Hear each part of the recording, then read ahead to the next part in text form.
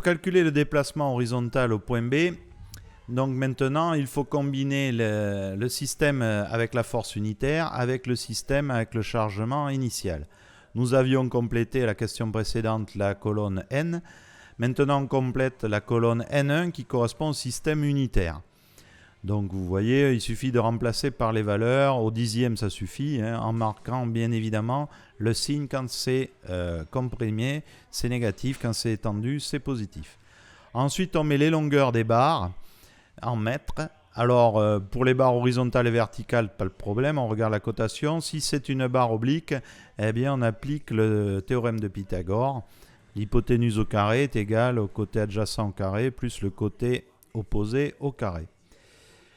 Pour les sections des barres, eh bien, il suffit de regarder leur profilé sur le sujet et de marquer leur section qui est indiquée en centimètres carrés.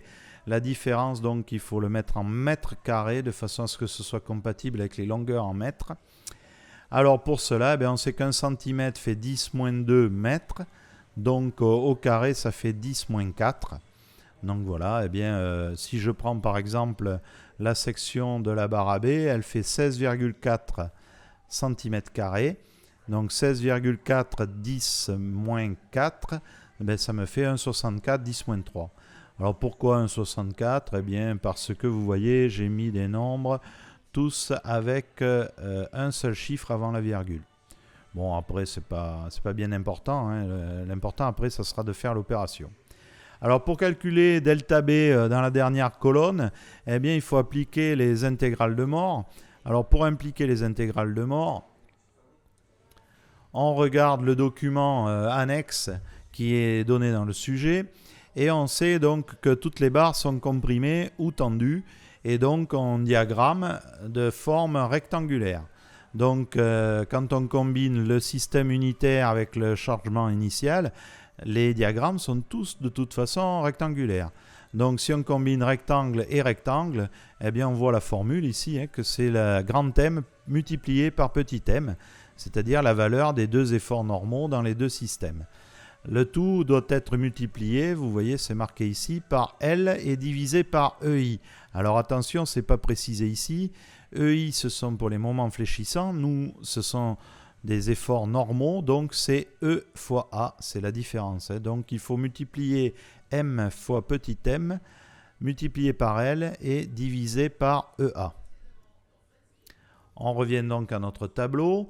Eh bien, je prends pour la barre AB la valeur moins 2350 fois 0. Bon, évidemment, ça fait 0. La barre AC, ça fait 0 également. Donc la barre BC, donc là n'est pas nulle. Alors l'effort normal est de 2812 multiplié par 1,2 multiplié par 6,44 qui est la longueur, divisé par A 9,4 10-4, ça nous donne 2,31 10 puissance 7. Donc évidemment je calcule le déplacement au point B avec toutes les barres qui composent notre système. Et si j'additionne tout ça, ça me fait 1,89 10 puissance 8. Tout à l'heure, on a dit que d'après les intégrales de Moore, il fallait diviser par E et A. On a divisé par A, mais on n'a pas divisé par E. Alors E, c'est 210 000 mégapascals. Ce sont des newtons par millimètre carré. Il faut les mettre en décanewtons par mètre carré pour être homogène avec nos unités, c'est-à-dire décanewtons et mètres. Alors pour transformer les newtons en décanewtons, il faut multiplier par 10 moins E. Et pour transformer les millimètres en mètres, alors 1 mm ça fait 10 moins 3 mètres, au carré ça fait 10 moins 6. Si je les passe au-dessus, ça fait 10 plus 6. Multiplié par 10 moins 1, ça fait 10 plus 5. Comme 210 000, c'est 2,1 10 puissance 5. Multiplié par 10 puissance 5, ça nous fait 10 puissance 10. Les 1,89 fois 10 puissance 8, si je les divise par 2,1 10 puissance 10, je trouve 0,009 mètres, ce qui nous fait donc 9 mm pour le déplacement horizontal au point B.